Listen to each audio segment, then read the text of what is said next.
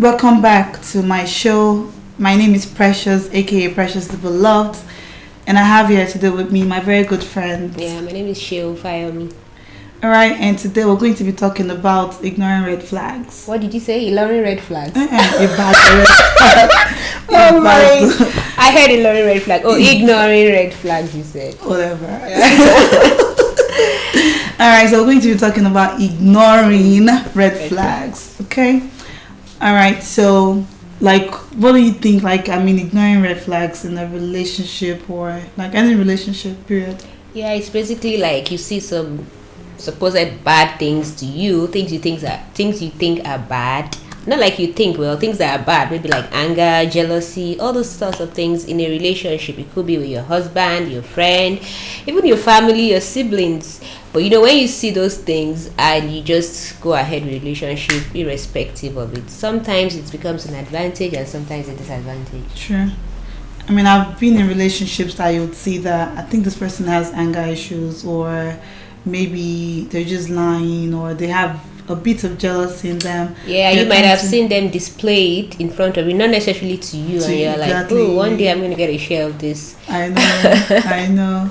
And then it happens and you're like, oh my goodness, I thought that was different type thing.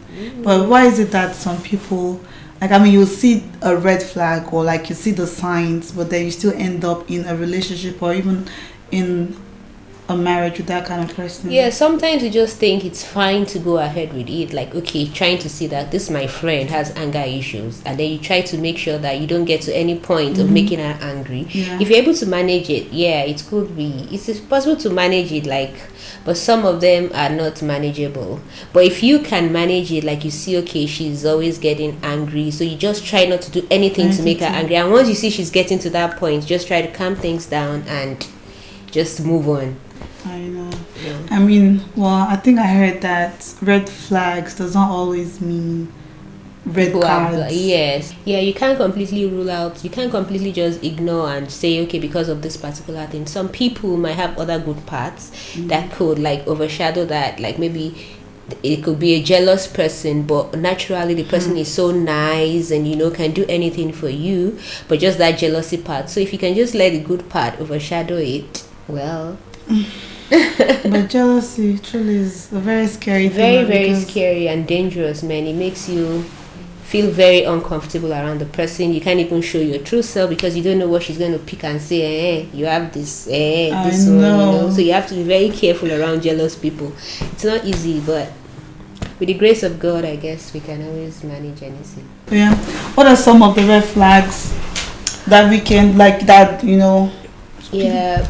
One of the red flags that I can stand is disrespect in a marriage. In a marriage, no matter what it is, you just have to respect each other.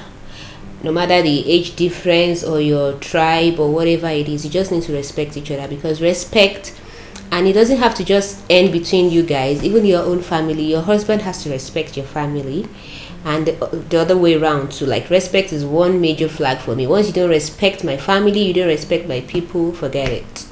But then, so what happens now? If you're already married, and then he starts to disrespect. Exactly. Oh, then we have to call him. We have to call each other to order. See, this has to stop. This has to stop. But I'm sure before the marriage, you would have noticed it, and you would have already. Well, I don't think he would just start to disrespect them. Only if something happened.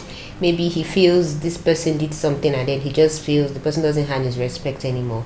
Then we can try to correct that part. Maybe get the person to apologize to him or let them apologize to each other and move on. I guess maybe for me, probably lying. Yeah, lying. Not being truthful, very funny one too. Yeah, because when there's no trust, really, there can't be any marriage, right? So yeah, lying too is very important. Alright. And there are some little things too, some people say, okay, when he baths, he doesn't spread the towel, he doesn't close the toothpaste. All those really, really funny ones I hear people talk about these days. It could be annoying actually. I can imagine having your bath, you share the same towel, and then you finish having your bath and throw it on the bed where you're going to sleep on. Irritating. I know. Oh yeah. So I know another red flag that someone mentioned to me. Right? She said the guy, basically in a relationship, the guy was just all over her, and she didn't really like that. right? So Yeah, that like was a too red much flag. attention, like having too much attention. I can't even go anywhere. Where are you, babe? Where are you? What are you doing? Where did? No. Like, yeah. Anyway, well, but I mean, I would actually love to hear from our audience. Like, what do you think? What are some of the red flags that you'd see in a relationship? And you know it's time to pick race. Mm-hmm. Right. We'd like to hear from you. If you can, please drop it in the comment section. We're willing to hear from you. And again, my name is Precious, and this is my very good friend Sheung. She was one of the teacher's pets when we were in school. Oh, you don't need to give details, sweetheart.